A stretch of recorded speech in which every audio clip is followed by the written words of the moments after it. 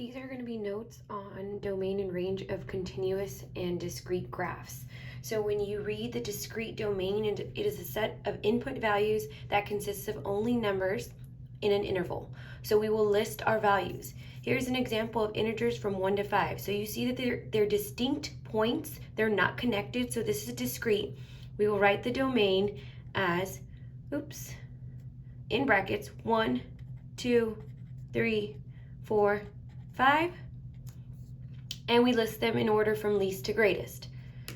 On the right, we have continuous domain. It's a set of input values that consists of all numbers on an interval. So because we're including all the values from 1 to 5, we cannot list them, so we will need to use an inequality to write our domain. When we write inequalities, we will be using symbols. What you need to identify is that there's endpoints to this, so we're restricted to only using a less than symbol if it's open, or less than or equal to if it's closed. We will only use greater than or equal to if there's an arrow in our graph. Right now, since we're looking at all the numbers from 1 to 5, our restrictions are 1 and 5. At 1, we have a closed circle, so this is going to be a less than or equal to symbol. At 5, we have a closed circle. It's going to be a less than or equal to because it's including that value on that number, on that point. So here, all these values in between are going to be represented using x. Domain is x. All the values in between 1 and 5 are x. So now we've kind of set up our domain. Now we just need to write this. Our domain is going to be from 1 less than or equal to x less than or equal to 5. This is our domain, and we need to practice writing this in words. So in words, this would be all real numbers greater than, I'm going to have to box this off, or equal to 1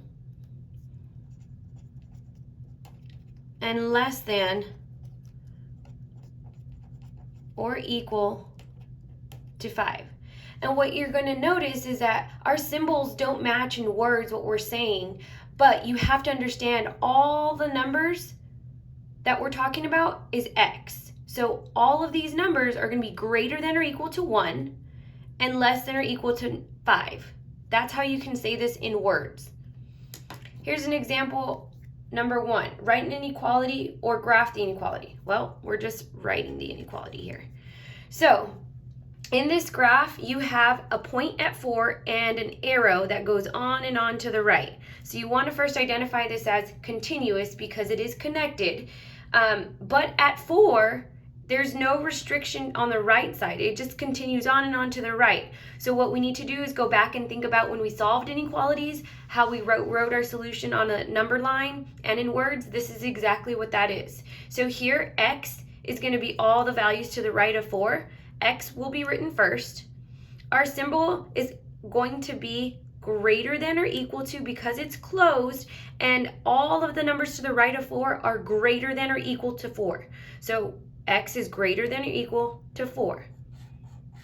And that's in words, all real numbers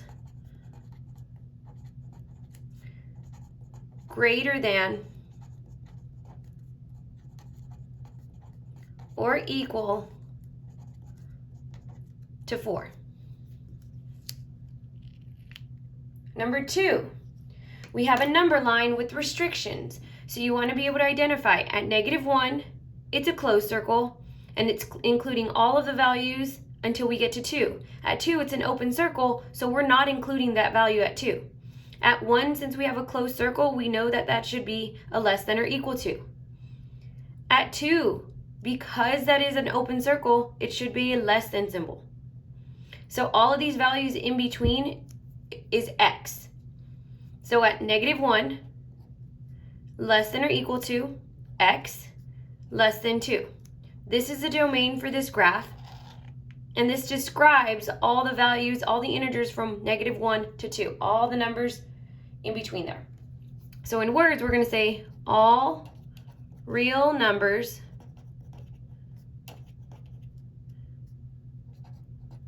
greater than or equal to -1 and less than 2.